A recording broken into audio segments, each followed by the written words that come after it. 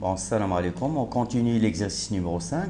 La question F, donc c'est une question qui concerne un algorithme de tri. Donc on vous demande de trier le tableau par ordre croissant ou par ordre décroissant. Donc de trier le tableau dans lequel on a généré 20 valeurs réelles de manière aléatoire. Donc il sera en général forcément désordonné, c'est-à-dire non trié. On vous demande dans cette question de le trier, de l'afficher par suite, de le trier par ordre croissant ou bien décroissant et de l'afficher par suite. Donc au niveau de notre code, on va mettre en bloc, ou bien on va désactiver le bloc de recherche, parce que c'est une question donc séparée du but de... Et on va garder du but du tri, on va garder uniquement donc la boucle de remplissage et d'affichage, de remplissage aléatoire de notre vecteur et de l'affichage de ce vecteur. Donc on aboutit donc à un résultat comme suit. Un résultat donc qui décrit uniquement donc le remplissage et l'affichage de notre vecteur. Comme vous le voyez, c'est un vecteur non trié. On vous demande de le trier et de l'afficher par suite après l'avoir trié, soit par ordre croissant, soit par ordre décroissant. Donc je vais vous expliquer donc l'algorithme de tri, et l'algorithme de tri que je vais expliquer, il est appelé algorithme de tri à bulles. Donc ce qu'on appelle le tri à bulles, tri à bulle, ou bien ce qu'on appelle le bubble sort. Donc, description, si vous voulez, de l'algorithme en question dans une illustration par des tableaux Excel. Je vais restreindre le nombre d'éléments du tableau en question vers 5. On suppose qu'on a un vecteur rempli par 5 éléments numériques réels désordonnés, c'est-à-dire non triés, par suite donc indicés de 0 à 4. Donc, si on souhaite donc trier notre vecteur par ordre croissant, c'est-à-dire mettre les petits donc au début, les plus grands donc à la queue de notre vecteur, donc l'algorithme aura l'allure suivante. On parcourt en premier lieu notre vecteur à partir du premier élément jusqu'à l'avant-dernier, donc on va supposer en premier lieu du premier élément jusqu'au dernier. On compare chaque élément avec l'élément suivant, c'est-à-dire on va comparer T de 0 avec T de 1, T de 1 avec T de 2, T de 2 avec T de 3, T de 3 avec T de 4. À chaque comparaison, c'est comparaison donc avec un symbole ou bien un opérateur de comparaison soit supérieur, si on souhaite le trier par ordre croissant, ou bien inférieur si on souhaite le trier par ordre décroissant. Alors, on va comparer donc le premier élément avec l'élément suivant, le premier avec l'élément suivant. Donc, s'il est supérieur à l'élément suivant, donc on va les permuter, c'est-à-dire permuter leurs valeurs. Dans notre cas, donc 31 donc, sera stocké dans la position 0, 38 dans la position 1.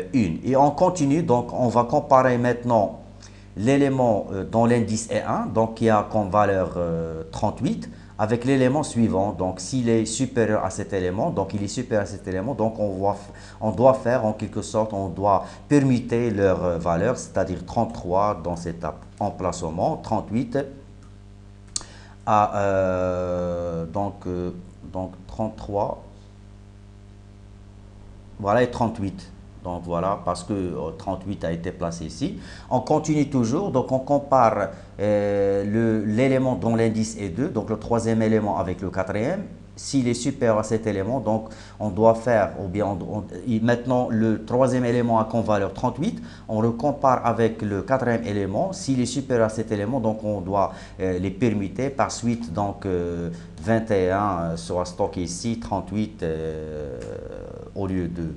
Et on continue toujours le parcours, on compare le quatrième élément avec le cinquième élément, donc le quatrième élément a comme valeur 38, à comparer avec l'élément suivant, donc il est supérieur à cet élément, donc on doit les permuter. Par suite, donc 22 sera stocké ici, 38 au lieu à l'emplacement du cinquième élément. Alors comme vous le voyez, j'ai effectué à ce parcours, donc je crois 4 permutations, si je me rappelle bien. Donc 4 permutations ont été effectuées. 4 permutations à ce parcours, du premier jusqu'au dernier élément. 4 permutations ont été effectuées, mais notre vecteur n'est pas encore à trier.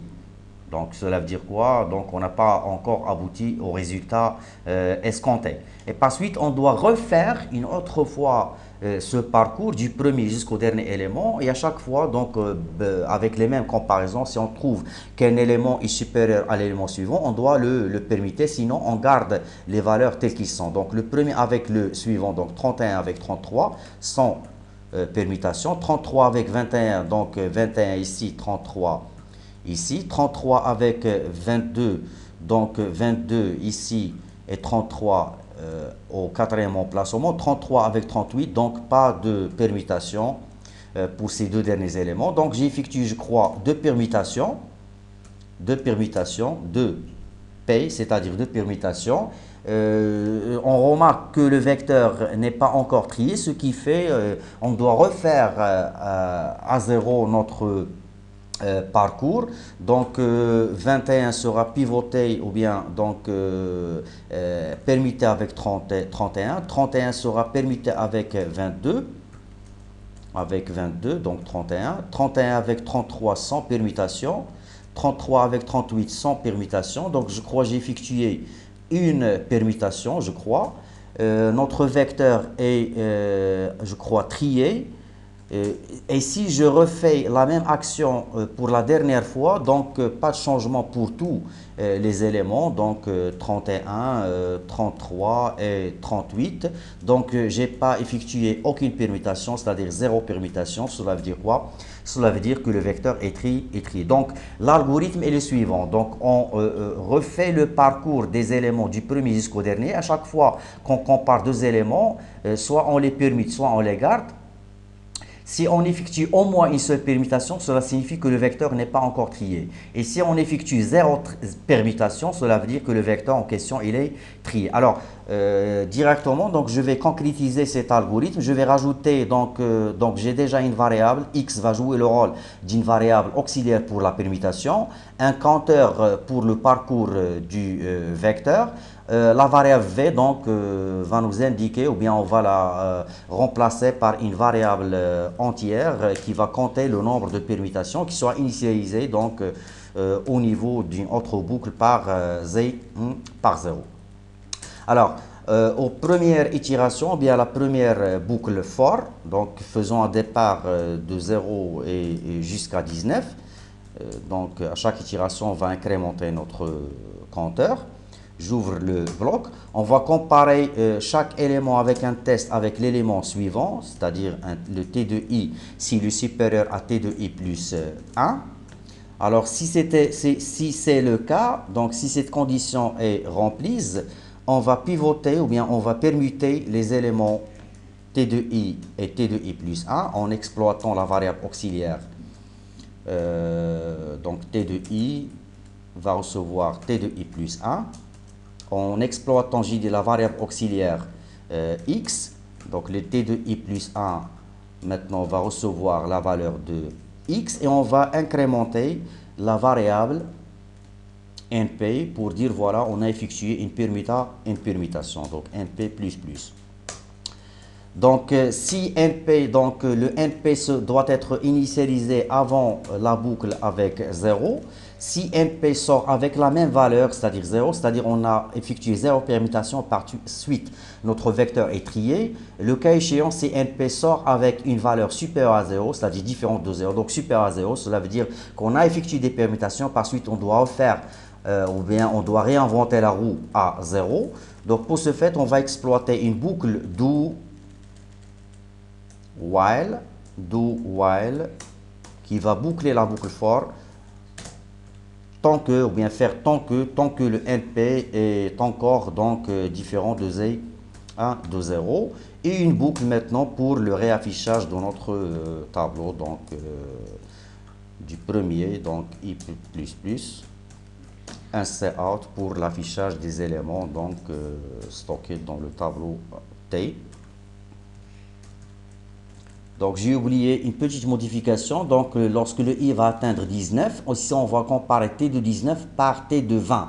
Alors on n'a pas l'élément t de 20 vu que le tableau a été réservé avec 20 éléments, dont l'indice du dernier est 19. Donc pour ne pas déborder l'intervalle, on va réduire la borne supérieure du compteur vers 18. Donc je recompile. Donc je crois que j'ai omis un bloc. Donc le bloc de test, le bloc de for. Je recompile. Pardon. Le bloc du if, le bloc du for, le bloc du while. Donc ici, j'aurais pas besoin d'un bloc. Et je réexécute. Donc notre exécution, pardon. Voilà. Notre vecteur rempli est affiché avant le tri et le suivant. Et après le tri par un tri croissant et en concrétisant donc l'algorithme de tri à bulles, l'algorithme plutôt le vecteur après son tri à l'allure suivante. Donc il est trié par ordre croissant.